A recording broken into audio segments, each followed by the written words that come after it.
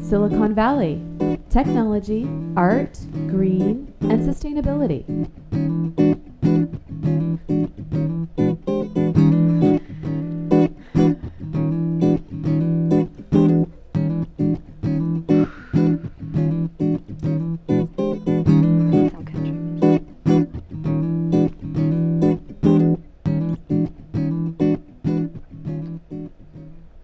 Welcome to another episode of Silicon Valley Tech, Art, Green, and Sustainability.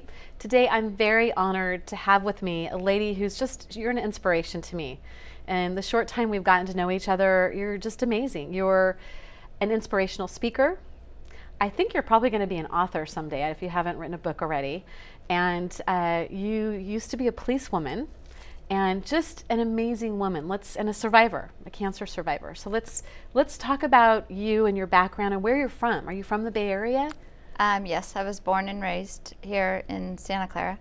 That's I awesome. went to St. Francis High School and went off to San Diego for a little bit and came back and finished my degrees at Menlo College. So you went to like San Diego State or something for a while? And I attempted there, but in those days it was so impacted that everybody seemed to end up at the JC colleges just to get our credits. everybody wanted to be in San Diego, right? Absolutely, I can't wait to go back.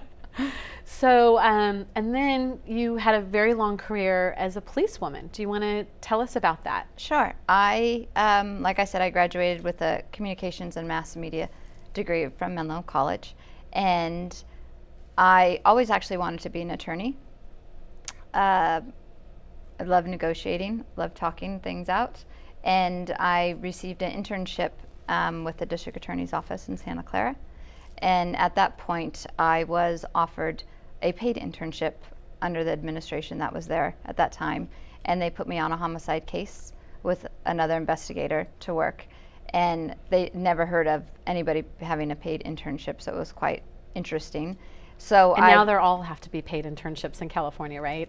So there's a new like law that you have to pay your interns. So okay, which I you just taught me something yeah, I did which not I know. totally believe in. I've always paid my interns something. I and think so it's great. It's a good thing, right? Absolutely, Yeah. yes. Yeah. Because we're bringing much value to the table. Right. So New district energy. attorney's office. So I was at the district attorney's office, and when I was working this case, I reflected a lot. I was working with the attorneys and the Bureau of Investigations, which is the police department within. And this is when you wanted to be a lawyer. Right. And the BOI, the Bureau of Investigations, is the police department within the district attorney's office. And a lot of people don't realize that they do have their own law enforcement agency within. And so that is who I was working with on this homicide case. And I really thought to myself, gosh, I think I would rather do something like this. And so a job opening came up as an assistant investigator. I applied for it. I got the job, and then did everything I needed to do. You had to go through all the training. At the police boot academy. camp or Yes. police academy camp. Police academy, yes. Yeah. Over at Evergreen College. It was South Bay Training Consortium. Wow. And so how long did that take? A couple of years or? There is two different programs there. There's an extensive program, and then there's an intensive program. The intensive program is, your typical 40, 50 hours a week. But because I was working and I was newly married at the time, I needed my job, and I was already hired on with the DA's office as an assistant investigator. So I would work full time, and then I would go 4 nights a week and on weekends. So it took me 11 months to get through because I did the extensive program. Wow. And I'm going to pull up the first slide here. How long were you a police officer? Almost 20 years. Down at the bottom there, you look at you, the power gun there. It looks like a rifle or a semi-automatic. AR-14. And then you had some life changes. So you had Yes. babies, you worked a lot. And how long on the force again? I was a couple months shy of 20 years. 20 years. And you look so young right now. You look like you're 20 right now. So Well, thank you very much. So you had some changes. And tell us about these photos here. It's almost an outer body experience, actually. The photo in the middle, I battled my weight my whole life. The photo in the middle, my son right there is, a few months old, and I was a size 22. Adorable, adorable photo. And I had the photo up in the right-hand corner. I weighed about 265 pounds. So through the years, you can see I had some major life transformations. And I had a couple defining moments and lost over 140 pounds through that time period. So you look fantastic. Thank you. So how long did it take you to lose that weight? It took me over a year, Okay. about a year and a half. Okay. It was completely changing my lifestyle. There was no drugs involved. There was nothing but Workout, diet. And you look great. And your Determination. life was really stressful. You were, sexual assault unit was the police department division? I worked in many different units. I ended my career in sexual assault unit, which was definitely where I found my niche. That's wild. My sister's second husband was on the bomb unit, but that's a story for another day, and he was there almost 20 years. Long story.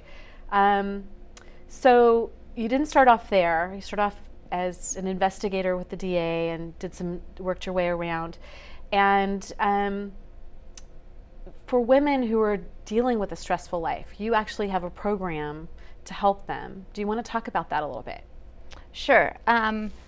I work with women many times, and I do a lot of public speaking, and it's really about, there's two different ones. One is if you're looking at weight loss, the dream body formula, and everyone says to me, how on earth could you have weighed 265 pounds when they look at me? And you look at the photo and you're like, okay. Right. It doesn't look like you. It does not look like me. But it does at the same time. Right. Yeah. And it is me. And, everybody goes through life experiences.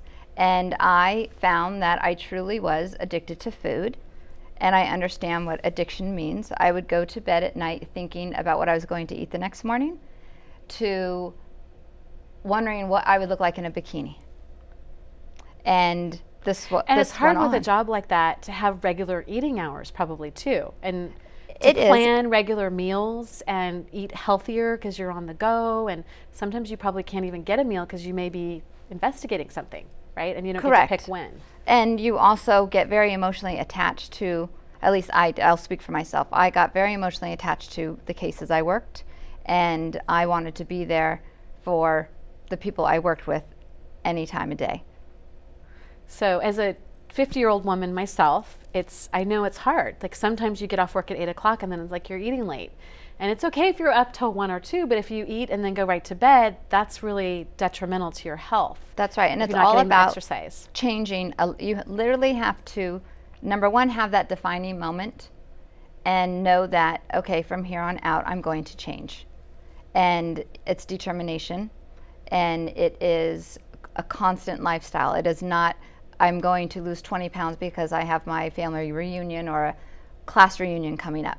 It is, I'm going to do this because it's going to give me longevity in life. And I'm behind on the slides, so I'm going to bring up, it's called your dream, let's bring the next slide up. It's your Dream Body Boot Camp again, is the program. So and this is you again, same photo there on the left, different photo here, and then there you are. And again, how many months did it take? It was over a year, and I had to take time off of work because obviously I could not go back to work looking like that and running after somebody or getting into a pursuit with somebody if I needed to. And what's very interesting too, is I want to say, is our society, we can pull that slide down too, is so judgmental, and our society judges people on the way they look. And we often say, oh, she's beautiful. We've said it already today, and it really comes from within. And you have to be able to look in the mirror and look at the image in the mirror and be able to talk back to that person and not just the reflection. Because so often we are judged on how we look, and those pictures you just showed. Well, and it's so interesting because I remember, it's like, oh yeah, we're Northern California girls, not Southern California. It used to be that, Southern California girls are Hollywood, they're more vain, but it's the image is really important in Silicon Valley now. It really is important. Well, and your image is your brand. Growing up, I was not allowed to leave the house in sweats. We were not allowed to wear tank tops. My mother's still mortified if she sees me going to the grocery store in sweats or my gardening clothes, Right. It's like we grew up in that, yeah. But sweats these days, too, are $90 to $120 and things that we would be wearing in yoga class, right? Or going to the gym. They're not your typical sweats that we had back back in the day. Yeah, their velvet sweats are nice, yeah. Right, yes. So before we get too far away from you being a policewoman, and I skipped this question, for women who are interested in getting in law enforcement, what do you have advice for them? Any recommendation?